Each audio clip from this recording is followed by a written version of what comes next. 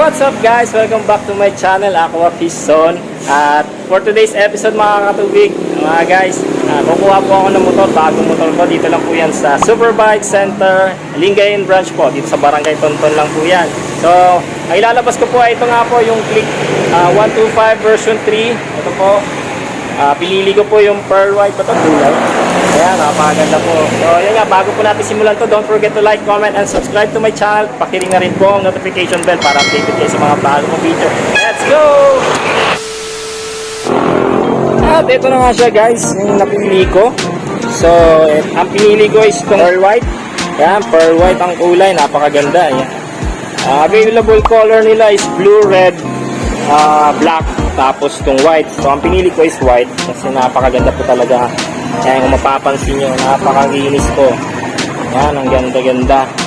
So, simulan po natin dito kung pinagkaibay sa version 2. So, po, mag-start po tayo dito. Napakaganda po. Ayan. Eto, nabago po yung nabago yung rim. Ayan, naka-display po ng flower. So, ang size ng gulong ngayon is 90 by 80 by 14 sa harap. Sa likod is 100 by 80 by 14 po ang gulong. Ayan, napakaganda po. At sa mga ilaw po natin, ayan, napakaganda, LED po lahat. Daytime running light po niya, ayan, ang ganda po. So, ang mga nabago niya dito is ito, mga nadagdag po ito. Ang ganda-ganda po ng mga sidings mo ng fairings niya dito. Kaysa sa V2 po. Ayan, hindi ako kumuha ng V2, pero nung nakita ko itong V3, napakaganda. Napaka-stick po ng niya, forma. Ayan, ito po. Meron din po siya dito side pocket. Dati pa rin, para sa version 2. Nandito po yung niya, yung sa charger po niya. Eto, mayroon siya ditong, ayan, charging port na po siya. Tingnan natin kung USB. Ayan, yung USB type na po yung niya, charging port. Hindi gaya sa iba na cigarette pa po yung niya. Ayan, napakaganda po yan. Ito, ang lalim po. Pasok po yung kamay ko. So, ito po yung ko. Papasok po hanggang sa may relo. Ayan, ganda po. So, hindi pa po siya keyless. So, dito po yung seats niya sa seat. Ayan. So, natin yung compartment. Ayan, laki rin po lang compartment. Nandito po ang tools. Ayan. So, bibilisan ko na lang po ito kasi marami na rin po nag-vlog. So, para makauwi na rin ng maaga dahil masasara na sila. Late na po ako nakapunta rito. So, ito nga po. 125cc. Liquid cooled. 2 valves. Naka-radiator na rin po. Ayan, ang pipe niya, napakaganda, napakakinis. Ayan po. Wala naman siyang gas-gas. Isa lang titingnan ko kung may gas-gas din, guys. Kasi para sulit naman. Ayan. Puta natin.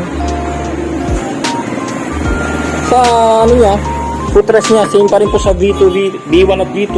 Ayan. Same pa rin po. Pati dito sa airbag niya, same pa rin. Walang kickstart. Ayan po. Walang kickstart. So, likod, pareho rin naman likod eh. Ayan. Sa grab bar, napakakinis, napakaganda. Tapos, yan, may naka-install na rin po yung battery. So, yung panel niya, digital. Ayan, meron na tayong dito, gas. So, ayan nga ako, mga katuloy guys. Ayan, sa pagsisipag, nakuha po natin itong 125 V3 na to. Yan. Kaya huwag po kayo mawawala ng pag-asa. Napakaganda po ng ilaw. Yan po. At hindi ko po ito makukuha kung wala rin po ang staff ng Superbikes. Ayan po sila.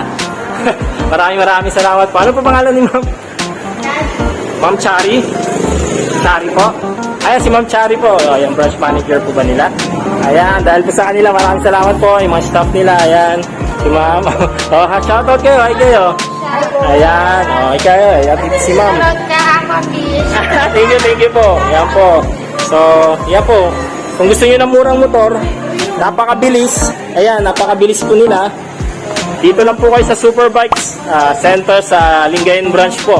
Barangay Tonton. Nearby Bartolome Furniture. Ayan po. Napakarami po nila dito stock ng motor. Napakamura. Napaka-madaling kausap, napakabilis. Ayan po. So, ano pa hinihintay nyo? Bili na po kayo.